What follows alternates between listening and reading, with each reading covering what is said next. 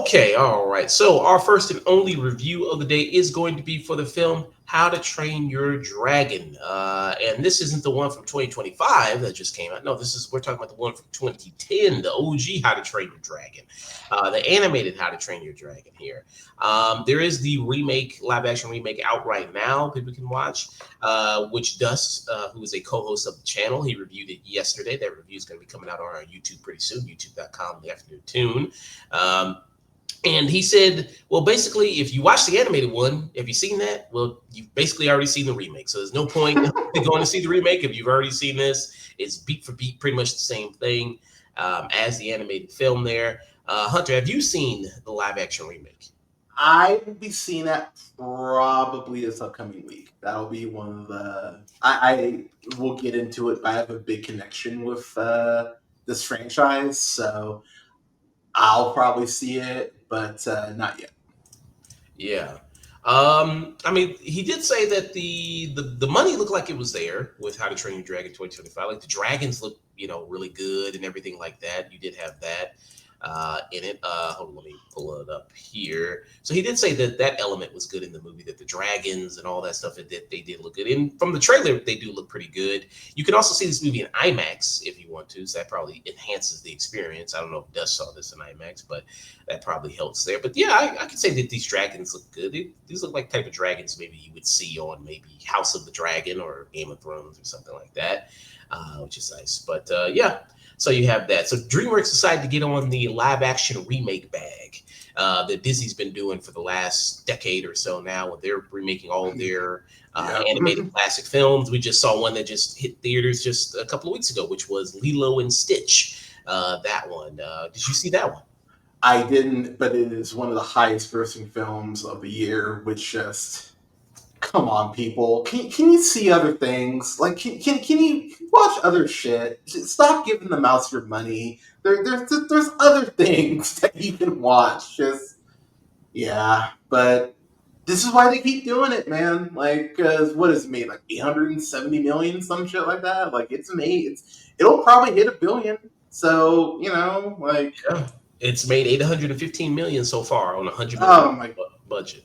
Oh my god. See, so yeah, like people aren't even talking about Snow White anymore. It's like, oh, yep, cool. This made Yeah. up for it. Well, yeah, because with the bomb of Snow White, people were like, "Oh, people are done with these live action remakes. This is proof, and this is a sign that people are done with it." Nope. Like, but then this came out, and then I kind of knew Snow White would not do well. I was thinking Lilo and Stitch would do well because the millennial ones usually do pretty well. If it's a millennial Yeah.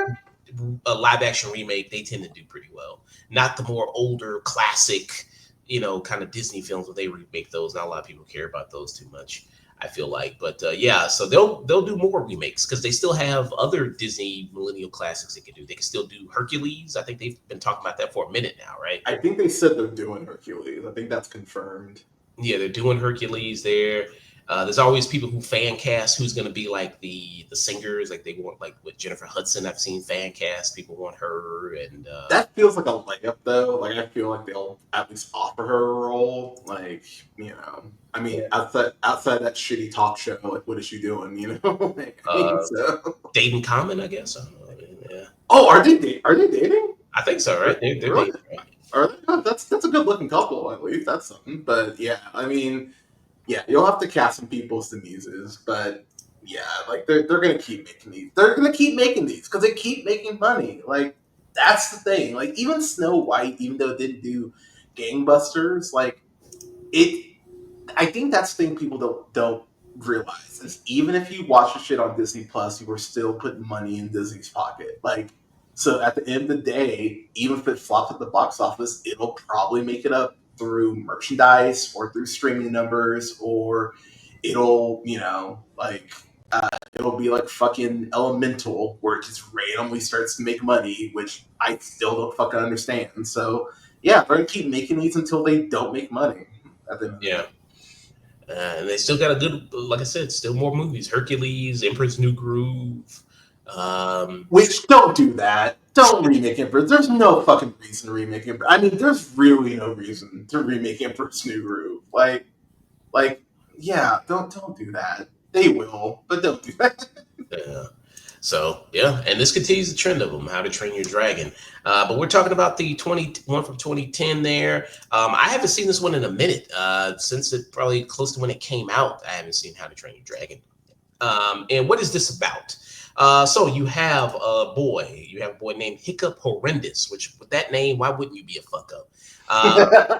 So he's the son of the Viking king here that's on this island there of Berk, I believe it's called this island, and it's the island that hosts all of these Vikings, and they must protect themselves often from the dangerous creatures they know as these dragons that come and raid their village, there destroy it, destroy their livestock, everything like that. And Hiccup, he's not like your traditional Viking. You know, he's more intellectual. He's much more of an inventor, designer. You know, he's not very physical. He's Jay Baruchel. I mean, you know what I mean? Basically everything. Yeah. But, you know, so yeah, he's kind of like that. So he's heard his whole life about how dangerous dragons are. And ends up meeting a dragon there, a Night Fury, which is considered in Viking lore here one of the most dangerous dragons that you could ever encounter is a Night Fury. He ends up meeting one, befriending one, and then realizing dragons aren't so bad.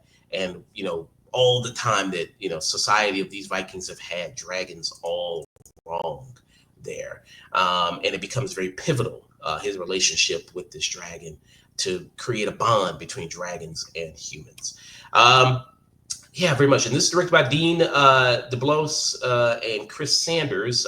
Dean, who did come back to do the remake, he directed the remake as well of this. And like I said, co-directed by Chris Sanders. This is also written by them along with a person named William Davies. And this was big. How to Train Your Dragon. It did spawn multiple sequels. It spawned a TV show. It was very successful financially when this came out, which explains why it got the sequels it did. And this was one of the movies that built DreamWorks, along with Absolutely.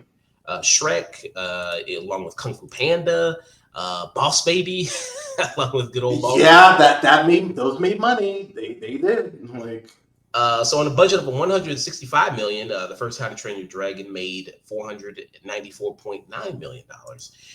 So when you see like the opening of like the newer DreamWorks movie, like the opening they do, they'll show How to Train Your Dragon, they'll show Shrek, they'll show Kung Fu Panda, and they'll show Boss Babies as like, these are our legacy characters that you all know and love from DreamWorks. Boss Baby, just so depressing. That's in that. In that people love that Boss Baby, man. They did, man. Like, yeah. Didn't Boss Baby make like $1 billion, right? Boss Baby.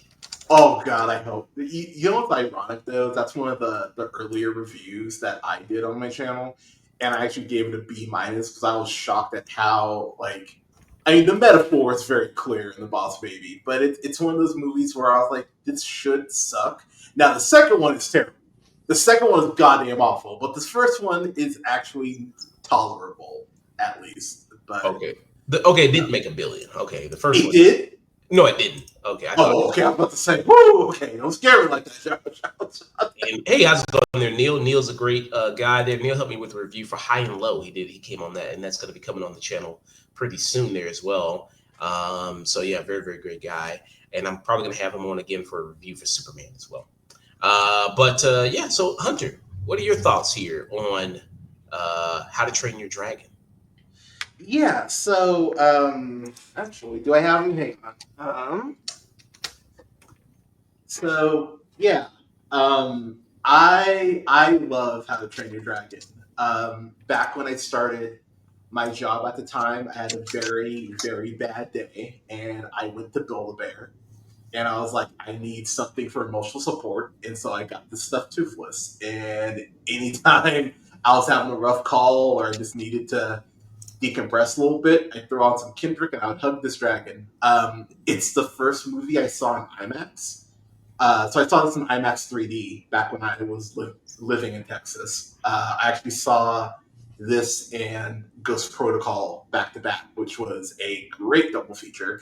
And the flying sequences are some of the most amazing sequences I've seen in a theater. The IMAX 3D, like I was grabbing my knees, like, oh shit, I'm gonna fall. Like like the 3D in IMAX is fucking insane for all the flying sequences. But you can tell the animators were really taking pride in what they were able to do, in what they were able to showcase. And Jay Baruchel, he's a very interesting actor because he'll do some weird shit like Man Seeking Woman, which is such a weird fucking show, but was something that I actually did watch a decent amount. And then something like She's Out of My League.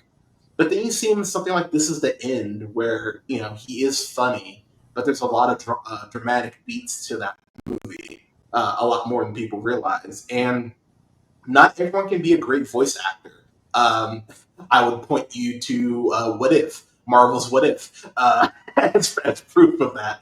But Birchel's an amazing voice actor, and he really does nail this sympathy of Hiccup, who really just wants to impress his dad, and really just wants to be what his dad wants him to be. Like, if you sub in not being able to be a true Viking for not being able to play sports, he's basically Eric Foreman. Like that's basically who he is. And what he figures out is that dragons aren't super dangerous. They're more docile. They're like cats. And as someone who's watched like the behind the scenes stuff, the animators drew heavily on cats as far as like influences for how the dragons move and stuff like that, which is why why Toothless kind of becomes more cat-like as the series goes on.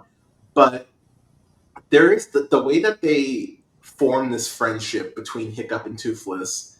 That iconic moment where Toothless puts his hand out, uh, kind of like, oh God, don't bite my hand out, don't bite my hand. Did it before Chris Pratt ruined it.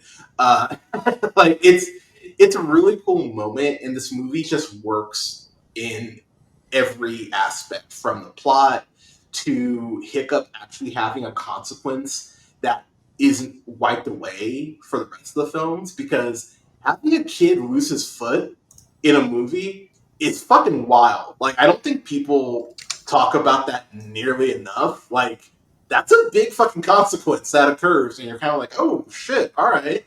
Um, but from Gerard Butler, who has a very spotty filmography to be sure, and Craig Ferguson, one of the best late night talk show hosts ever. The movie just works. Like, it just works so well in tandem, and yeah, it's one of my favorite trilogies ever. It's one of my favorite debut films in a series ever, and maybe a hot take. I like it more in the first Shrek. I like it more in the first Kung Fu Panda. I love this film series. I think this is a great film. Mm. Wow. Yeah, you mentioned the voice cast on this. We already talking about Jay Baruchel, who plays the lead character there. He plays Hiccup, and Jay Baruchel. Of course, he has that voice. He talks like this. He has that kind of classic voice, which already kind of works. I think more in an animated setting because it already kind of sounds pretty animated, cartoonish. So that kind of works there. And Jay Baruchel, I think, has evolved a little bit as an actor. I mentioned that Absolutely. when he was in what was that movie called? Blackberry. When he was in that movie, Blackberry. Yeah. Oh, he's amazing in that. Yeah. Yeah. Yeah. So it's more than he's just, because like a lot of his roles are very similar. I think it's like, okay, he's the shy guy who's very, you know what I mean? He doesn't have a lot of self-confidence, but throughout the movie, he learns to gain confidence and then he wins at the end. Like that's his character here. That was his character in that movie with Nicolas Cage with The Sorcerer's Apprentice. He does that a lot in his movies there. He's skinnier Michael Cera, basically. Like, that's basically who he is. Like, for a lot of his filmography. Yeah. But yeah, you're right. He does evolve though. Yeah. Speaking of Michael Cera, you got one of his castmates in here from Superbad. You got Christopher Mintz-Plasse, who's also in this. He plays one of the kind of because he has his crew of friends there that he is in dragon school with. So a lot of the younger Vikings, they have by the elders, they go through like a dragon training where they fight dragons, like this arena style type thing. where they learn how to fight them. So you have him. You also have Jonah Hill, who's one of them as well, one of the friends there. You have his love interest Astrid, who's voiced by America Ferrera there. Who I fucking love her. She's so goddamn talented, and yeah, she's fantastic. And you mentioned one of the elder people there, the older Vikings. You have Gerard Butler and you have Craig Ferguson there. Gerard Butler, who's the father of Hiccup. People made a point about this movie that this is supposed to be about Vikings, but you have Scottish actors who voice say like you have Gerard Butler. I mean, yeah, you're not wrong. And you also have like David Tennant, who's in this movie, who's also Scottish as well. So I don't know what they just. I guess they just was like, "Hey, we love Scottish people. Let's bring some Scottish people in here."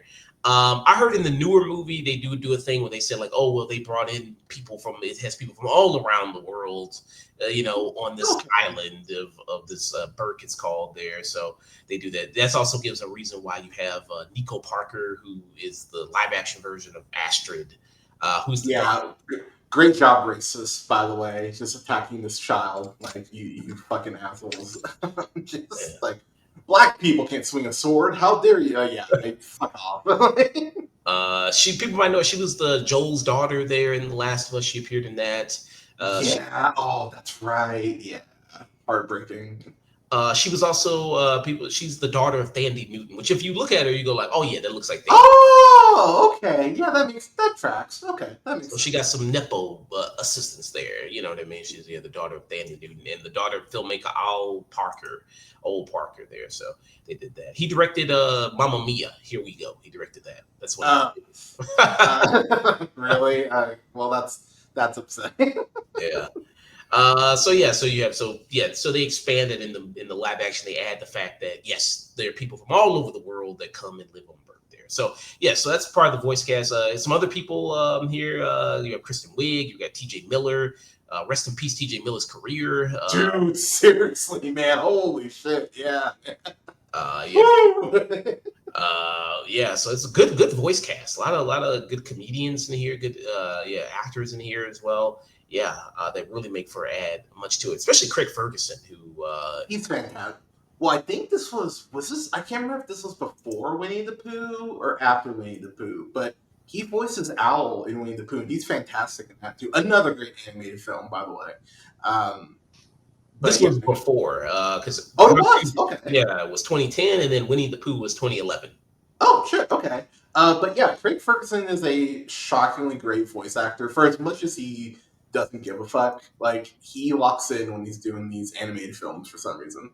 Yeah, and you mentioned also the flying sequences of this movie. So that was also, I remember the big thing about when this movie came out was that it was in 3D, and also like that was like a big thing in like seeing it in theaters and seeing like these flying sequences, because that was really, I think, a big selling point of this. It was that of seeing it and having that experience of it, and it really wasn't used as like, because I think in the early 2010s they were doing a lot of everything's in 3D as like just like a gimmick, 1,000%. Yeah, 1,000%. Like you'd have certain movies that would actually take advantage of it, but then you'd have movies like Clash of the Titans where they would fuck up the 3D and you wasted your money for nothing.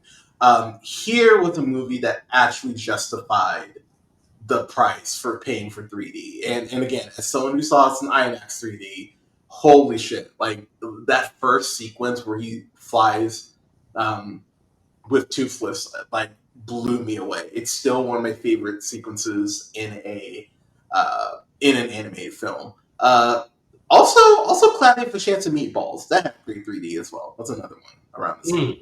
Yeah.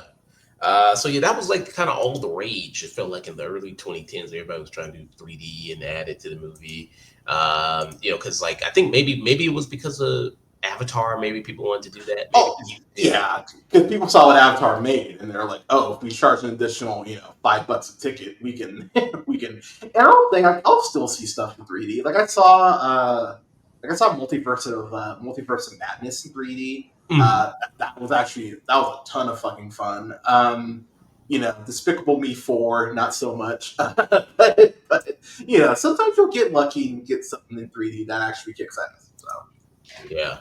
I'm trying to think of what was like the last big movie that really. Well, I guess maybe Avatar. I guess. Avatar. Yeah, they really utilized 3D and that technology pretty well there and that whole experience. But like Terminator, when they did the re-release of Terminator 2, like maybe 7 years ago, I saw that in 3D, and that kicked ass. Oh, That was kick ass in 3D because I saw it in IMAX 3D. So yeah, like every so often you'll get a movie where the studios go like, oh, let's put some effort into this. Um, I don't know if Superman will be in IMAX 3D. I know it'll be in IMAX, but like check out some reviews and just see if the studio gave a fuck. yeah. Oh, maybe it seemed like because there's that scene where he punches the dude's teeth out his mouth, so that looks like it's flying out the camera. So I don't know. Maybe it will be in. Yeah, maybe. But yeah, so yeah, I mean, yeah, that was kind of one of the big selling points of this movie was you had that kind of immersive experience there, and the flying sequences are really shot very well. That's So animation good. is peaked there. You see him dive with the dragon and then come back up, and you see him kind of go into the clouds, and you kind of weave away. Especially like the final sequence where he's fighting the villain dragon, where you see that also looks pretty good. Where it's like that, that kind of sequence also works. So. Yeah, I mean, this animated movie. I mean, you say it's your favorite out of DreamWorks animation, what they've done so far, really. Yeah, for Um, me. yeah, I wouldn't say it's better. I mean, Shrek is much funnier. I think Shrek is much funnier for me. It works Okay. there. Animation wise, it hasn't aged the best, but Yeah. Yeah. it's still, I think, really humor wise, it's still really good. Kung Fu Panda, the first one. I think I still like Kung Fu Panda more. I still So I think. did say debut. I did say debut film. Just to Oh, clarify, because if you're saying best film that DreamWorks has made, Shrek 2's in that conversation. I would say Kung Fu Panda 2's in that conversation. Um, I think How to Train Your Dragon 2 hits the hardest for me emotionally, given what happens to certain characters, in addition of Kate Blanchett, who goddamn, what can't Kate Blanchett do? She's just great at fucking everything. Um, but yeah, as far as the debut for me, and you're right, Shrek's animation it's a little rough, but it was. I mean, Shrek is how old? 20 years, something like that. yeah, I think it's because Shrek came out in 2000, right? So I think it Oh came my out. god, has it been that long? I think Shrek came out like 2000. What was it? 2002 maybe. The Shrek came out, 2001. Holy fuck, it has been that long. God damn. Yeah. So yeah, there you go. and I have never seen the sequels of How to Train Your Dragon. Uh, That's wild. So yeah, so the second one I think is the best of the three. okay, Um, because Hiccup, does grow up a little bit. The him losing his foot, that is still a consequence. Like they don't wipe that shit away. He actually builds like a prosthetic, which is really cool that they like incorporate that. That's something I remember seeing like kids that have prosthetics actually say like, "Oh my gosh, he has a prosthetic like me." Like I was being like, "Oh wow, that's really cool." That you know, could you know how they do this shit with franchises of like that didn't happen. What are you talking about? And it's like, no, they actually like stuck with that. And yeah, with the addition of Kate Blanchett in the second film, the villain is more intense. It's I always fuck up his name, Jimon Hansu, or Dijon Mustard, as I call him. He's the villain in the second one, and he's fucking terrifying. And then it really does set up for a third film. That yeah, the third film sticks the landing for me. Unlike this last Kung Fu Panda film, which but but yeah, I would say the second How to Train Your Dragon. I actually might like it more than Shrek 2, and I fucking love Shrek 2 because of Puss in Boots. But yeah, the sequels are definitely worth the time. okay, and the weak one is it the third one? I mean, if I'm ranking them, I'd go 2, 1, 3, but there's not a weak one for me. Like I would like they're all tune ins on like the low end for me. Like they're like I love all three of them for different reasons. Mm, yeah, okay. I remember something. Okay, I remember this because this was with the female one. This is when he had the girlfriend dragon. Yeah, that's the third one. Yeah. Yeah, okay. I never saw it, but I saw the trailer for it back in the day. Also kick ass in 3D because that sequence where they kind of go this dragon lair and like the colors are just super bright and exuberant. You're just kind of looking around. You're like, holy fuck! You're like, this is just. It's very immersive. Yeah. Toothless got game, but but yeah, man. Like, I. The thing is, like, unlike Shrek, because when you get to that third Shrek, like that drop off is fucking nuts because you get that King Arthur, Justin Timberlake bullshit. There really isn't a huge drop off from the second How to Train Your Dragon to the third one, which is nice, and it really ends in a way that feels final, so they're not giving themselves wiggle room to go back and potentially fuck with the ending. So. So would you say How to Train Your Dragon is the best franchise from DreamWorks? I mean, up until a year and a half ago, I would probably say Kung Fu Panda, but they fucked it up with that fourth one for me. Like, that fourth one is just not a good film. So, yeah, out of the DreamWorks franchises, yeah, I would say How to Train Your Dragon is the best one. Yeah, and with the fourth Kung Fu Panda, it felt like this kind of should have been on the streaming service for DreamWorks. Maybe should have just yeah, because they couldn't, I guess, afford to even get back the what is it called? What do they call it? The Fatal Fury or the Fatal Five? The Furious Five or whatever. Fury, yeah, they couldn't even afford to get them back. So it's like, okay, but yeah. So How to Train Your Dragon 2010. Yeah, so it makes me interested. I maybe want to see the sequels to it. Also, there was the TV show. Did you see the TV show? So the TV shows, like, it's really weird because the TV shows are actually shockingly. It's kind of like the Fast and Furious, like Spy Racers Netflix show, where someone's gonna watch this and think it's gonna be shit. So I'm gonna make sure that's not shit, and the shows are actually shockingly good. Same thing with the Fast, yeah. Same thing with Jurassic World too. There's a Jurassic World animated show that has been better than any of the movies have been that Chris Pratt has been in. So if you want to watch some good Jurassic Park and some good How to Train Your Dragon and some good Fast and Furious, watch those animated shows. They're shockingly great.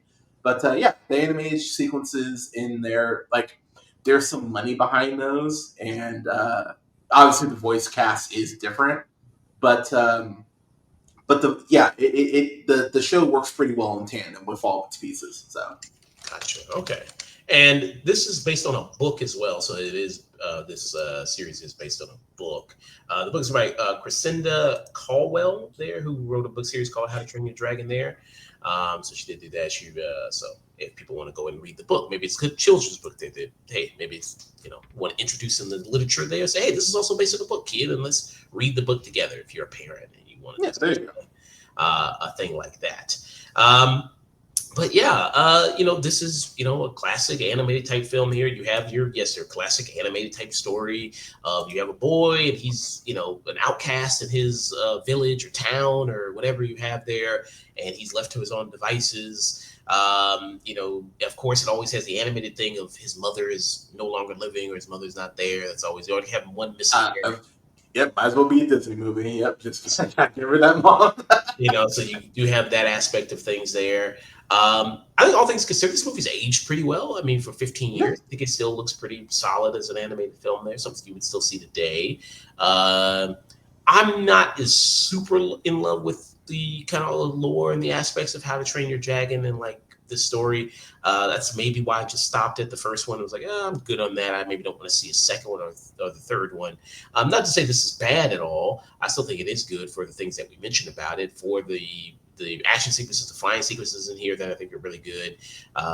For the also just the showcasing of the dragons of this village that you have there, introducing us to these type of Vikings that are there. I think that's also very good.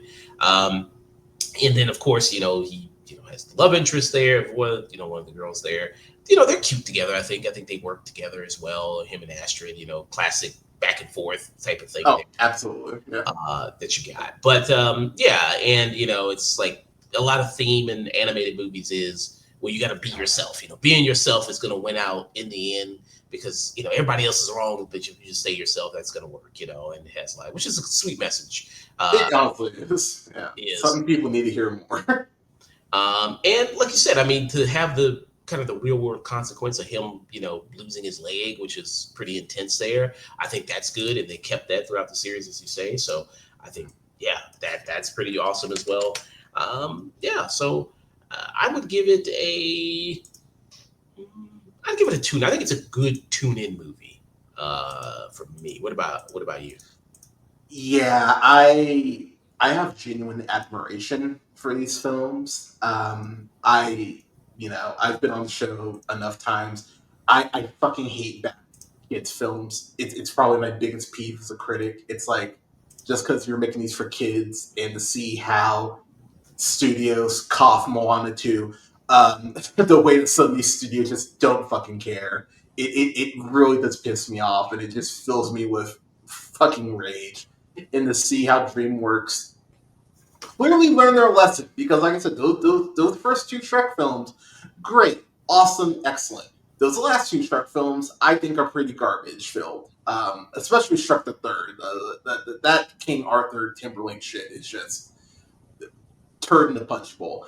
But I remember watching this and feeling like I felt like when I saw the Fantastic Mr. Fox, where I was like, wow, this is like a breath of fresh air into a medium where I feel like studios continue to devalue it.